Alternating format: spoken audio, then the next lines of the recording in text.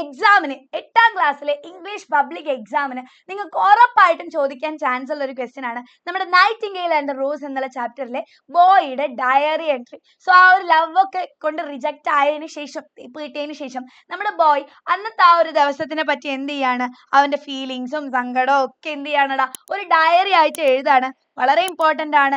കഴിഞ്ഞ second term എക്സാമിനും ചോദിച്ചിട്ടുണ്ട്. Important ആയിട്ടുള്ള ഒരു ക്വസ്റ്റ്യൻ ആണ്, നമുക്കത് പഠിക്കാം കേട്ടോ. സോ ഇത് പഠിച്ചു കഴിഞ്ഞാൽ നിങ്ങൾക്ക് ലെറ്റർ ചോദിച്ചാലും ഈ ഒരു ബോയ് ഈ എക്സ്പീരിയൻസിനെ പറ്റി ഫ്രണ്ടിന് ലെറ്റർ എഴുതാൻ ചോദിച്ചാലും ഈ കോണ്ടന്റ് തന്നെ നിങ്ങൾ എഴുതിയാൽ മതി. പക്ഷെ അതിന്റെ ഫോമാറ്റ് മാത്രം ഒന്ന് ഫോളോ ചെയ്താൽ മതി കേട്ടോ. റെഡി? സോ അങ്ങനെയാണെങ്കിൽ ഡയറി എൻട്രിയുടെ ഫോമാറ്റ് നമുക്ക് നോക്കിയാലോ. ഡയറി എൻട്രി എഴുതുമ്പോൾ ആദ്യം എന്താ ചെയ്യേണ്ടത്, ലെഫ്റ്റ് സൈഡിലായിട്ട് ഡേറ്റും ഡേയും എഴുതണം. അപ്പൊ ഡേറ്റ് ഇപ്പൊ നമ്മൾ 19 Thursday 2025 അങ്ങനെ എന്ത് ചെയ്യണം, നിങ്ങൾ ഡേറ്റ് എഴുതണം കേട്ടോ. ഇനി 19/4/2025 അങ്ങനെ എഴുതി വെക്കരുത്.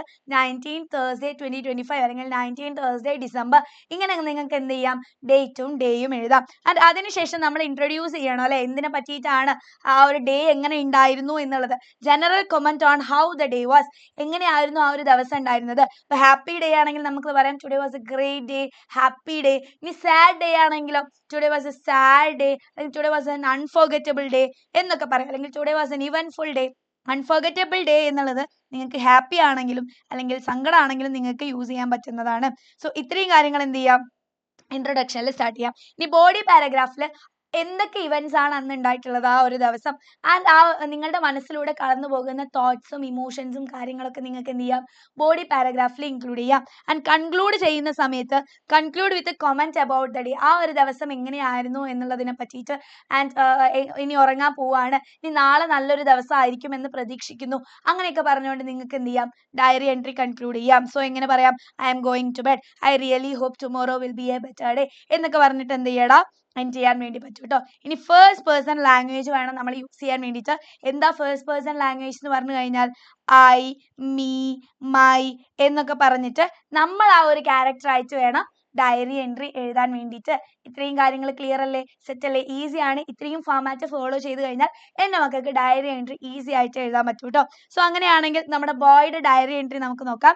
19 Thursday December, today my heart feels so heavy. I thought I knew what love was. ഇന്ന് എൻ്റെ ഹൃദയം വളരെ ഭാരമുള്ളതായി എനിക്ക് ഫീൽ ചെയ്യുന്നു. ഞാൻ വിചാരിച്ചു എനിക്ക് എന്താണ് പ്രണയം എന്ന് എനിക്ക് അറിയാമെന്ന് ഞാൻ വിചാരിച്ചു.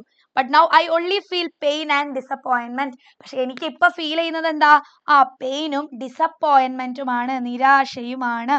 Okay, I work so hard to find a red rose. ഒരു റെഡ് റോസ് കണ്ടുപിടിക്കാൻ വേണ്ടി ഞാൻ വളരെയധികം കഷ്ടപ്പെട്ടു. Hoping it would win her heart. അല്ലെ, എനിക്ക് അവളുടെ ഹൃദയം വിൻ ചെയ്യാൻ പറ്റും, എൻ്റെ ബിലവഡിന്റെ ഹൃദയം വിൻ ചെയ്യാൻ പറ്റും എന്നുള്ള പ്രതീക്ഷയിലാണ് ഞാൻ ആ ഒരു റെഡ് റോസ് കണ്ടുപിടിക്കുന്നത്. It wasn't just any rose, it was the most beautiful reddest rose in the world. അത് സാധാരണ ഒരു റോസ് ആയിരുന്നില്ല, ഈ ലോകത്തിലെ തന്നെ ഏറ്റവും റെഡസ്റ്റ് ആയിട്ടുള്ള വളരെ ബ്യൂട്ടിഫുൾ ആയിട്ടുള്ള ഒരു റോസ് ആയിരുന്നു. when I gave it to her, I believed she would be happy and dance with me like she promised. ഞാൻ ആ ഒരു ഫ്ലവർ അവൾക്ക് കൊടുത്തപ്പോൾ ഞാൻ വിശ്വസിച്ചു, അവൾ എന്നോട് പ്രോമിസ് ചെയ്ത പോലെ, എന്നോട് സത്യം ചെയ്ത പോലെ അത് സന്തോഷത്തോടെ ഏറ്റുവാങ്ങി എൻ്റെ കൂടെ ഡാൻസ് ചെയ്യുന്നു. But she didn't care. പക്ഷെ അവൾ എന്ത് ചെയ്തില്ല, മൈൻഡ് ആക്കില്ല, തേച്ചൊട്ടിച്ചു വിട്ടു. And she said the rose wouldn't match her dress and she preferred jewels from someone else.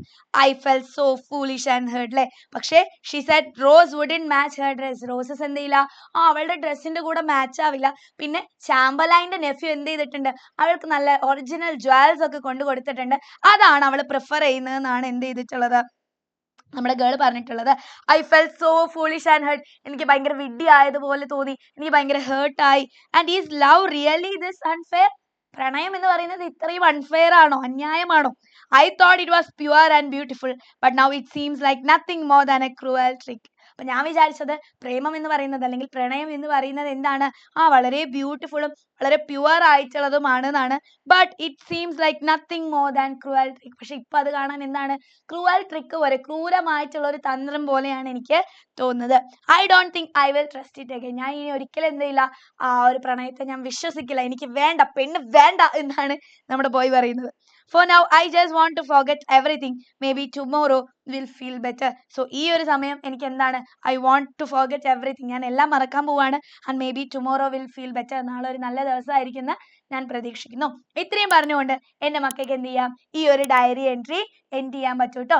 വളരെ ഇമ്പോർട്ടൻ്റ് ആയിട്ടുള്ള ഒരു ക്വസ്റ്റ്യൻ ആണ് ഡയറി എൻട്രി എന്നുള്ളത്.